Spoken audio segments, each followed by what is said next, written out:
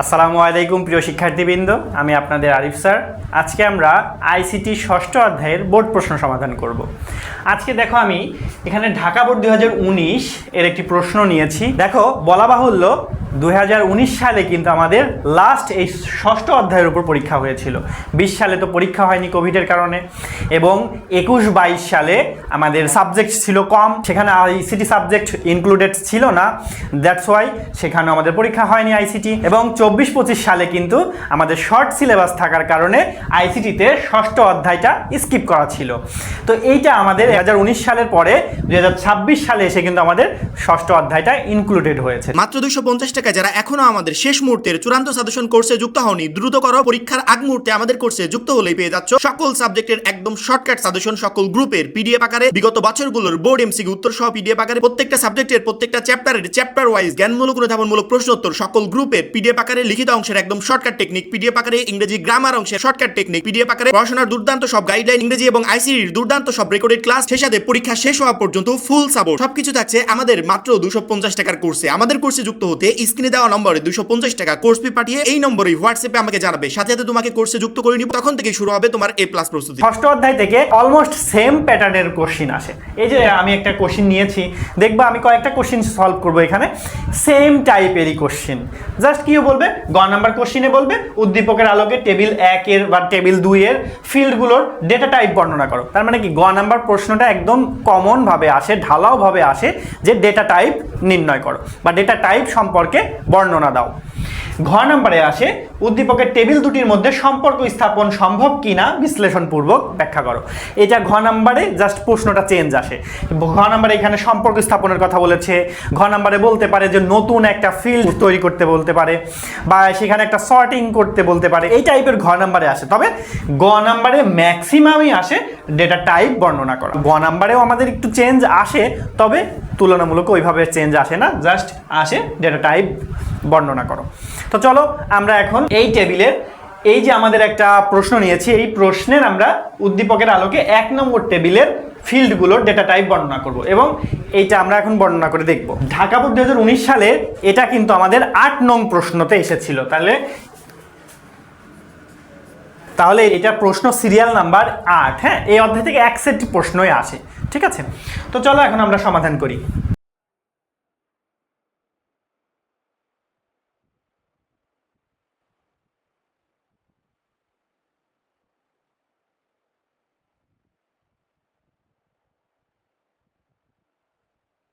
দেখো আমি এখানে সমাধান গ করেছি, ফিল্ডের নাম দিয়েছি এক পাশে ডেটা টাইপ দিয়েছি। আমরা কিন্তু ষষ্ঠ অধ্যায় যখন পড়েছিলাম তখন কিন্তু আমি ডেটা টাইপ সম্পর্কে খুব ভালোভাবে আলোচনা করেছিলাম। ডেটাবেজে ডেটা টাইপগুলো কোন টাইপের হয়, কেমন হয়, কোন টাইপের ডেটা কি কি আমরা ওখানে রাখতে পারবো। যেমন এখানে আমাদের ইন্টিজার টাইপের ডেটা দেওয়া আছে, টেক্সট টাইপের ডেটা দেওয়া আছে, রিয়েল টাইপের ডেটা দেওয়া আছে। এই ডেটাগুলো কিভাবে কাজ করে সেগুলো কিন্তু আমি দেখিয়েছিলাম। তো তারপরেও আমি এখন তোমাদেরকে আবার বুঝিয়ে দিব, যাতে যারা যে সকল স্টুডেন্ট আমাদের ওই বিগত ক্লাসগুলো দেখোনি তারা যাতে এই ক্লাসের মাধ্যমে এইগুলো বুঝতে পারো যে ডেটা টাইপ কি ধরনের হয়। দেখো রোলটা দেখো তো আমাদের কোন টাইপে আছে। রোলগুলো কিন্তু সবই আমাদের নাম্বারে আছে। যে কোনো ধরনের ধনাত্মক ঋণাত্মক পূর্ণ সংখ্যা প্রকাশের জন্য আমরা ইন্টিজার টাইপের ডেটা টাইপ নিব, ঠিক আছে? তাহলে দেখো যেহেতু আমাদের রোলগুলো সংখ্যায় আছে, তার মানে রোলটার কোন টাইপের ডেটা হবে, রোলের ডেটা টাইপটা হবে ইন্টিজার টাইপ। তাহলে এটা কি বুঝতে পারলে যে ইন্টিজার টাইপ কেন হবে? যে কোনো সংখ্যার জন্য আমাদের ইন্টিজার টাইপের ডেটা টাইপ নিতে হয়। তারপরে দেখো আছে নেমটা দেখো, নেম ফিল্ডে দেখো আমাদের কি আছে, টেক্সট আকার আছে, লেখা আছে, অক্ষর আছে। তাহলে টেক্সট ডেটা টাইপ কি করছে, যে কোনো ধরনের লেখা প্রকাশের জন্য টেক্সট ডেটা টাইপ ব্যবহৃত হবে। এবং টেক্সট ডেটা টাইপে কিন্তু আমাদের কোনো লিমিট থাকে না, এটা আনলিমিটেড হয়। যেমন আমাদের ইন্টিজার ডেটা টাইপ কিন্তু 1, 2, 4 এবং 8 বাইটের হয়ে থাকে, কিন্তু আমাদের টেক্সট টাইপের ডেটা টাইপ সেটাতে আমাদের কোনো লিমিটলেস, যত খুশি তত লেখা যাবে, ঠিক আছে? তারপরে দেখো আছে আমাদের ক্লাসও টেক্সট টাইপের।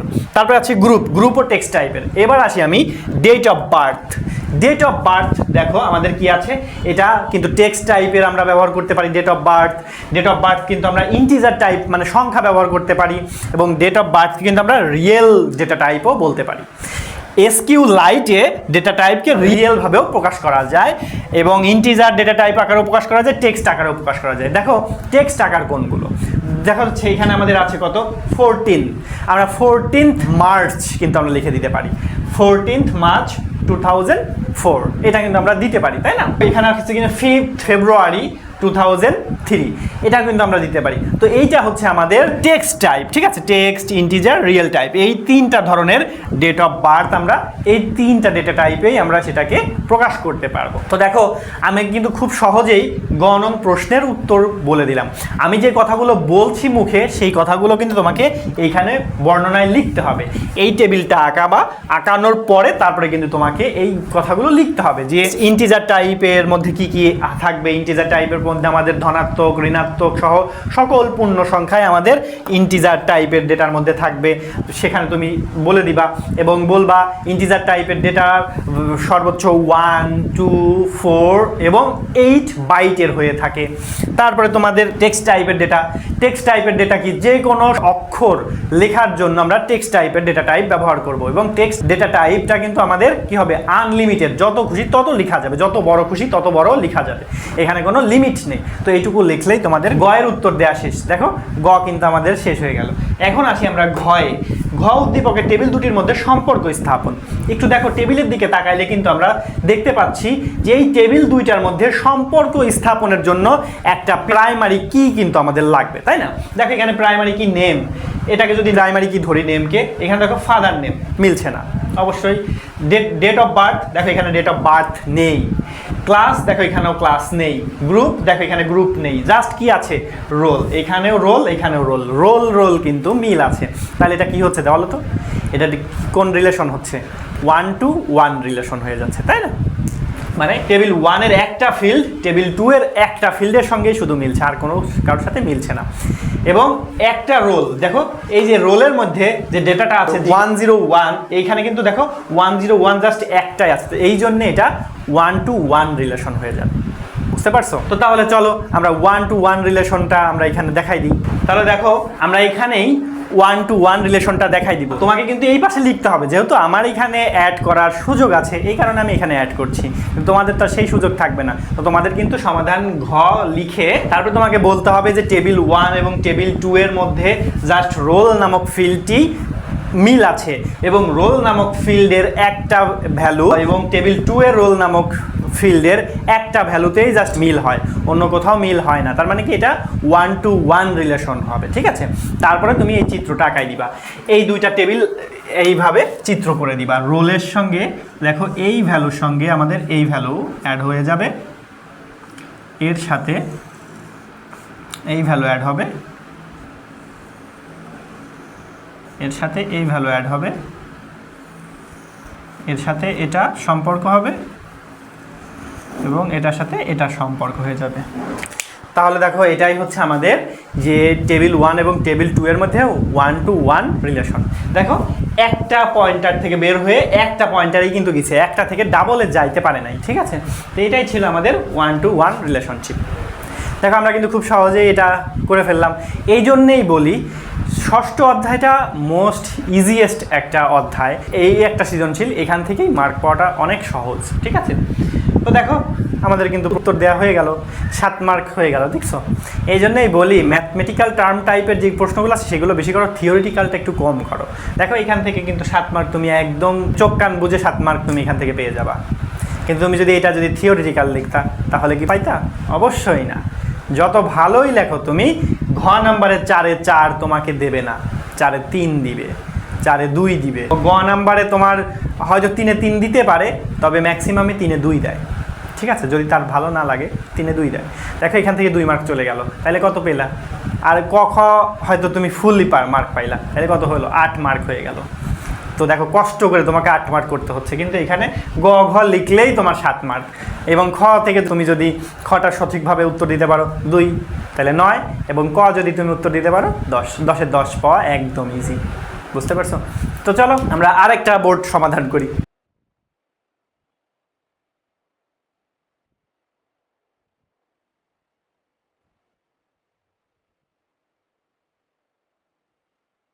দেখো আমি এখানে রাজশাহী বোর্ড 2019-এর 8 নং প্রশ্ন নিয়েছি ডাটাবেস থেকে, ষষ্ঠ অধ্যায় থেকে এই প্রশ্নটা এসেছিল। এখানে টেবিল 1 টেবিল 2 নামক দুইটি টেবিল দেওয়া আছে।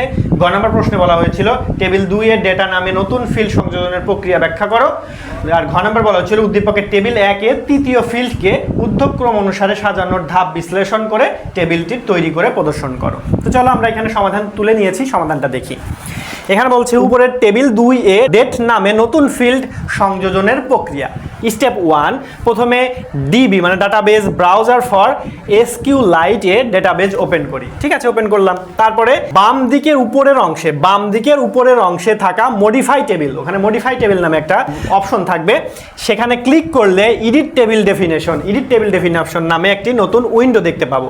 সেখানে সবগুলো টেবিলের নাম দেখতে পাবো, সবগুলো টেবিলের ফিল্ড দেখতে পারবো, যে customer ID, room number, rent, টাকা, এগুলো দেখতে পাবো।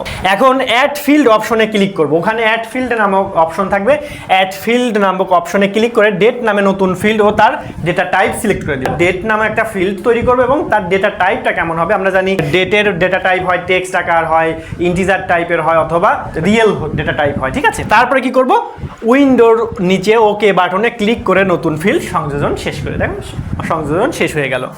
উপরোক্তভাবে টেবিল 2 এর ডেট নামে নতুন ফিল্ড যুক্ত করা যায়। দেখো এখানে ডেট নাম আছে, ডেটের পরিবর্তে আমার যে কোনো নাম থাকে, প্রসেস কিন্তু সেম। ঠিক আছে, এখন আসি আমরা ঘ নম্বরে।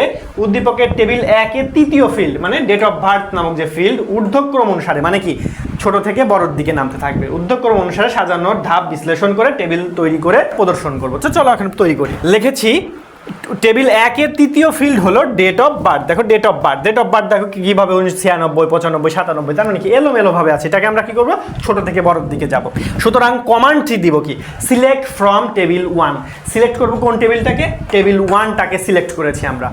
তারপরে কি করব, অর্ডার বাই দ্বারা বোঝায় হচ্ছে আমরা অ্যাসেন্ডিং, মানে কি নিম্নক্রম থেকে ঊর্ধ্বক্রমের দিকে যাওয়া। ঠিক আছে, তো সেটা আমরা করেছি অর্ডার বাই কোন ফিল্ডটাকে করেছি, ডেট অফ বার্থ। তৃতীয় ফিল্ডের নাম ছিল ডেট অফ বার্থ, তার মানে order by date of birth করে দিয়েছি।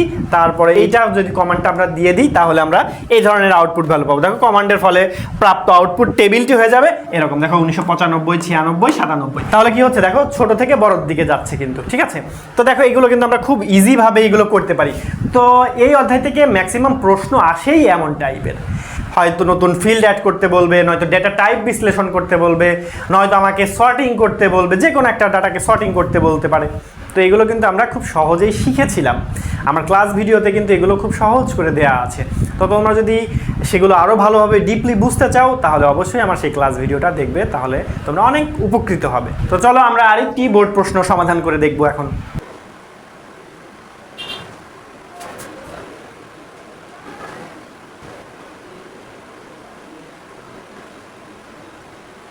দেখো আমি এখানে একটি প্রশ্ন নিয়েছি, সেটি Dhaka board, Jessore board, Sylhet board ও দিনাজপুর বোর্ড 2018 সালে এই প্রশ্নটি এসেছে। তো বুঝতেই পারছো প্রশ্নটি কেমন হবে, এবং যেহেতু যশোর বোর্ডের প্রশ্ন তার মানে অবশ্যই সেটা একটু ক্রিটিক্যাল হবে। সচরাচর সবাই কিন্তু জানে যশোর বোর্ডের প্রশ্নটা মোস্ট ডিফিকাল্ট প্রশ্ন হয়। ঠিক আছে, তো যদিও 2018 সালে এই প্রশ্নে পরীক্ষা দিয়েছিলাম আমি ঢাকা বোর্ড থেকে, তো এই জন্যই আর কি এই প্রশ্নটা দেখে অনেক ভালো লাগলো, এই কারণে এই বোর্ডটার প্রশ্নটা সমাধান করার জন্য আমি তুলে নিলাম। দেখো এখানে টিচার্স টেবিল নামে একটি টেবিল আছে এবং রুটিন টেবিল নামে আরেকটি টেবিল আছে। তো এইখানে বলা হয়েছে গ নম্বর প্রশ্নে বলেছে টিচার্স টেবিল এর ফিল্ডগুলোর ডেটা টাইপ ব্যাখ্যা করো। ঠিক আছে, তার মানে টিচার্স টেবিল, এই যে টেবিল, এই টেবিলের ডেটা টাইপ ব্যাখ্যা করতে বলেছে। তার মানে কি করব, আমি কিন্তু একটু আগে দেখিয়েছিলাম, তাহলে কি করব, একটি বক্সের মধ্যে ফিল্ডের নাম নিব আর একটি বক্সের মধ্যে আমরা ডেটা টাইপটা নিব, এই যে এইভাবে। তাহলে দেখো এই পাশে নিব আমরা ফিল্ডের নাম আর এই পাশে নিব ডেটা টাইপ। দেখো প্রথমে আমার ফিল্ডের নাম কি আছে, টিচার টি.টিআইডি মানে টিচার আইডি। ঠিক আছে, টিচার আইডিতে দেখো আমাদের কি আছে, সংখ্যা আছে। তাহলে দেখো টিচার আইডি যেহেতু এটা সংখ্যা প্রদর্শন করছে, তার মানে এটা কি হবে, integer data type. Integer data type হয়ে যাবে এটা, ঠিক আছে। তাহলে আমাদের ফিল্ডের নাম টিচার আইডি, এটা কি হবে ইন্টিজার ডেটা টাইপ। কারণ কি, কারণ এটা সংখ্যা প্রদর্শন করেছে। এটা সর্বোচ্চ লিমিট কত, 1 2 4 8 বাইট, ঠিক আছে। এখন আমাদের দ্বিতীয় নাম্বার ফিল্ডে আছে টিচার নেম, টি নেম।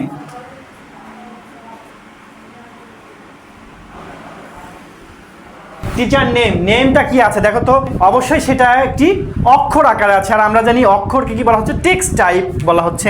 তাহলে এটা কি হবে, এটার ডেটা টাইপ কি হবে, টেক্সট ডেটা টাইপ হবে, তাই না। তারপরে দেখো আছে আমাদের সাবজেক্ট। সাবজেক্ট ফিল্ডের দেখো ওটা কি আছে, এটাও কিন্তু আমাদের টেক্সট আকারে হবে, টেক্সট আকারে হবে, তাই না। তো এই হচ্ছে আমাদের এই যে টিচার্স টেবিলের ডেটা টাইপ আমরা কিন্তু ব্যাখ্যা করলাম, এবং এটা আমরা একটা ছকের মাধ্যমে দেখিয়ে দিলাম কিভাবে হবে। এবং আমি কিন্তু এখানে ছক শুধু এঁকেছি, আমি ছকের ভেতরে যে কথাগুলো বলেছি কথাগুলোকে কিন্তু তোমাকে নিচে লিখতে হবে, ঠিক আছে। তাহলে দেখো সমাধান গ হয়ে গেল। এখন আমরা সমাধান ঘ করব। উদ্দীপকের টেবিল দ্বয়ের মধ্যে কোন ধরনের রিলেশন স্থাপন করা সম্ভব তা বিশ্লেষণ করো, ঠিক আছে। দেখো উদ্দীপকের টেবিল দুইটা আছে, টেবিলের মধ্যে দেখো এইখানে টিচার আইডি, এখানে টিচার আইডি আছে, এখানে টিচার নেই, এখানে কিন্তু টিচার নেম নেম গ্রুপ, এখানে সাবজেক্ট, এখানে আছে টাইম। তার মানে কি, জাস্ট একটা জিনিসই মিলছে প্রাইমারি কি হিসেবে, সেটা হচ্ছে টিচার আইডি। তার মানে টিচার আইডির সঙ্গে টিচার আইডি মিলছে, তার মানে কি এটা 1 2, মানে প্রাইমারি কির সাথে প্রাইমারি কি মিলছে, একটার সাথে একটা, তার মানে কি 1 to 1 হয়তো হবে, নয়তো হবে 1 to many, ঠিক আছে। কারণ এখানে দেখো আমাদের কিন্তু একটা ভ্যালু ডাবল নেই, তার মানে কি many to 1 হওয়ার অপশন নেই, বা many to many হওয়ার অপশন অবশ্যই নেই। আছে কি 1 to 1 হওয়ার অপশন আছে, এবং 1 to many হওয়ার অপশন আছে। তো চলো আমরা এখন দেখব যে এটাতে কি হবে, 1 to 1 হবে নাকি 1 to many হবে। দেখো আমি এখানে এই যে এই ডাটার সাথে আমরা এই ডাটাটা মিলাবো, তার মানে কি এখান থেকে আমরা এখানে যাইতে পারবো, এবং এই টিচার টেবিল থেকে টিচার আইডি 101 থেকে টিচার আইডি 101 মানে রুটিন টেবিলেও কিন্তু আমরা আসতে পারছি, তাই না। এখান থেকে এখানে যাইতে পারবো, এখান থেকে এখানে আসতে পারবো, তার মানে কি দেখো 1 to 1 হলো এখানে। এখন দেখো পরেরটাতে আসার জন্য কিন্তু আমাদের এই ভ্যালু থেকেই যাইতে হবে, তাই না।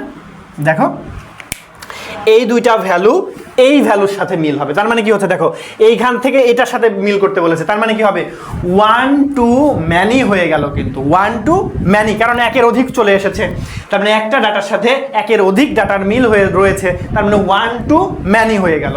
এখন আমরা দেখব এইটার সাথে এখন মিল করব আমরা, দেখো এইটার সাথে এটার মিল হবে, এবং এই সেম ভ্যালুর সাথে এটা মিল হয়ে যাবে, এবং এইটার থেকে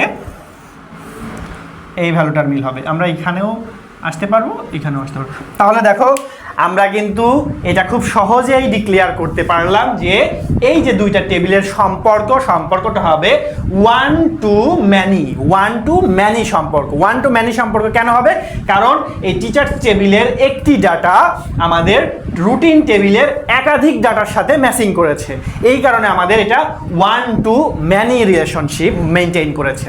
তো দেখো এটা কিন্তু আমাদের ছিল ঘ নাম্বার প্রশ্নের উত্তর। আমি যা মুখে বলেছি সেগুলো তোমাদের জাস্ট এই চিত্রটা আঁকানোর পরে তোমাদের সেগুলো একটু লিখতে হবে। তো এই ছিল আমাদের আজকের এই ষষ্ঠ অধ্যায়ের উপর ক্লাস। তো আমি এটুকু বিশ্বাস করি যে আমার প্রত্যেকটা স্টুডেন্ট যারা আমার এই ক্লাসটা দেখছে তাদের ষষ্ঠ অধ্যায়ের উপর কোনো সমস্যা থাকার কথা না, কারণ ষষ্ঠ অধ্যায় থেকে কি টাইপের প্রশ্ন আসবে, সেটার অ্যান্সার কিভাবে দিব সেটা কিন্তু আমি খুব সুন্দর করে তোমাদেরকে দেখিয়েছি। তো আমার দৃঢ় বিশ্বাস এরপরেও আমার কোনো স্টুডেন্টের সমস্যা থাকার কথা না। তারপরেও যদি কারো সমস্যা থেকে থাকে অবশ্যই আমাদেরকে কমেন্ট বক্সে কমেন্ট করে জানাবে, আমরা তোমাদের সেই সমস্যার সমাধান করার চেষ্টা করবো ইনশাল্লাহ। তো প্রিয় শিক্ষার্থীবৃন্দ, আজকের মতো এই পর্যন্তই। ভালো থাকবে, সুস্থ থাকবে, আমাদের জন্য দোয়া করবে। আল্লাহ হাফেজ, আসসালামু আলাইকুম।